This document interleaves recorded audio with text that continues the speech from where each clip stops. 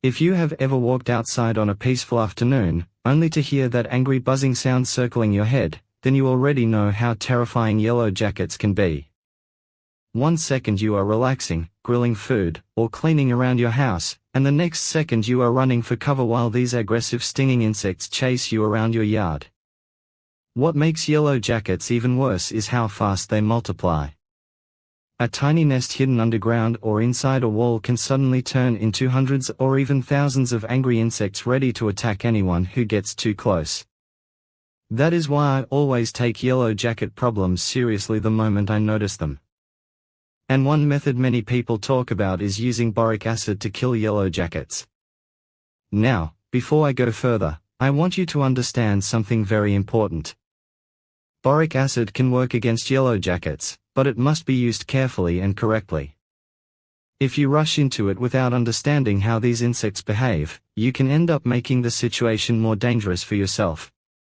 Yellow jackets are not like lazy flies that just sit around. They are defensive, aggressive, and extremely protective of their nests. If they feel threatened, they attack fast and in large numbers. So the goal is not just to kill a few insects flying around. The real goal is to weaken or destroy the colony itself. What I like about boric acid is that it works slowly. That might sound strange because most people want instant results, but slow action is actually useful when dealing with yellow jackets. If a poison kills too quickly, the insects die before carrying it back to the nest. But with boric acid, the yellow jackets can take contaminated food back to the colony and spread it to others. Over time, more insects become poisoned, including larvae and workers deep inside the nest. Boric acid is a white powder commonly used for pest control. It damages the digestive system and nervous system of insects when they consume it. The key thing here is consumption.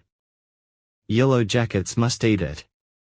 You cannot just sprinkle boric acid randomly around your yard and expect miracles.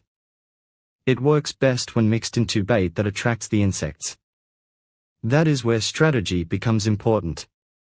One of the easiest methods I use is making a sweet bait mixture. Yellow jackets love sugary foods during certain periods of the year, especially late summer.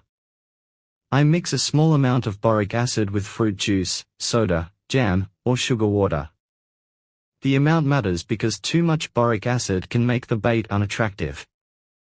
I usually keep the mixture light enough so the insects still happily feed on it.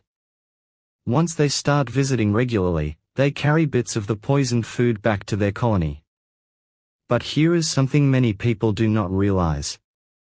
Yellow jackets change their eating habits depending on the season. Early in the season, they often prefer protein instead of sugar. That means meat scraps, canned tuna, or pet food may work better for baiting. Later in the season, sweet baits become more effective. So if your sugary bait is not attracting them, it does not always mean the boric acid failed. Sometimes you simply need to switch bait types. Placement also matters a lot. I never place bait close to where people sit, eat, or walk around. The last thing you want is to attract more yellow jackets toward your patio or doorway. I usually place bait stations away from heavy human activity but still near areas where I see yellow jackets flying frequently. If I notice them entering a hole in the ground or disappearing into a wall crack, I know I am getting closer to their nest location. Safety is something you should never ignore while using boric acid. Even though it is considered less toxic than many chemical insecticides, it can still be harmful if swallowed by children or pets. I always keep bait stations secure and out of reach. I also wear gloves when handling the powder because I do not want it getting into my eyes or mouth accidentally. If you have pets that roam freely outside, be extra careful about where you place poison bait. One mistake I see people make all the time is trying to destroy the nest immediately after placing bait. That can backfire badly. If you disturb the colony too early, surviving yellow jackets may become highly aggressive and scatter. I prefer patience. I let the bait work gradually for several days while monitoring activity around the nest. When I start seeing fewer yellow jackets flying in and out, that tells me the colony is weakening. Now, I need to be honest with you. Boric acid does not always completely eliminate very large yellow jacket colonies on its own.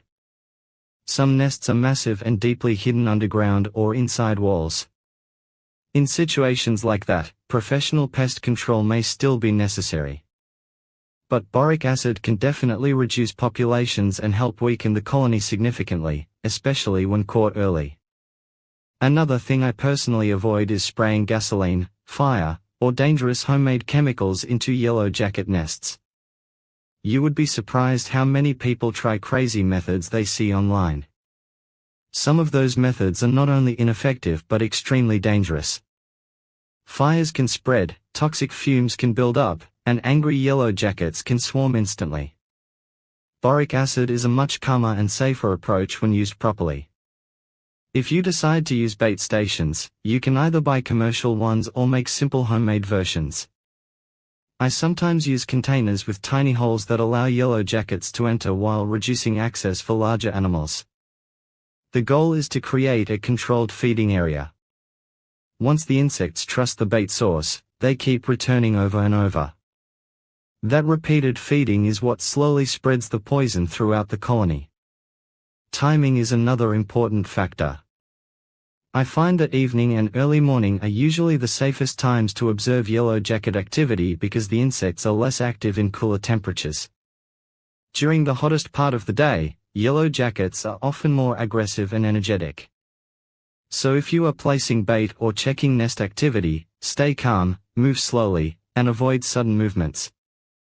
One thing you should remember is that not every flying yellow insect is a yellow jacket. Some bees are actually beneficial pollinators that help plants grow. That is why I always try to identify the insect correctly before using any control method. Yellow jackets usually have smooth bodies, bright yellow and black markings, and a fast aggressive flying pattern. Unlike fuzzy honeybees, they look shiny and sleek. I also recommend keeping your environment less attractive to yellow jackets while using boric acid.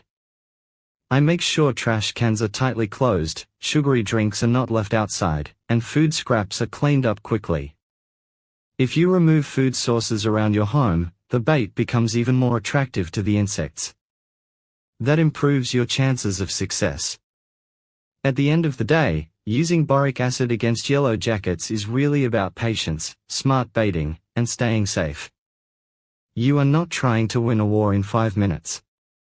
You are slowly turning the colony against itself by letting the workers carry poison back home.